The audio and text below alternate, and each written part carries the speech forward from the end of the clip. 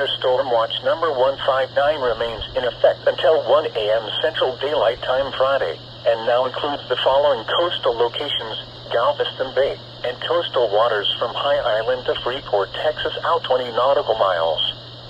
Remember, a severe thunderstorm watch means the conditions are favorable for the development of severe weather, including large hail and damaging winds, in and close to the watch area. While severe weather may not be imminent, persons should remain alert for rapidly changing weather conditions and listen for later statements and possible warnings.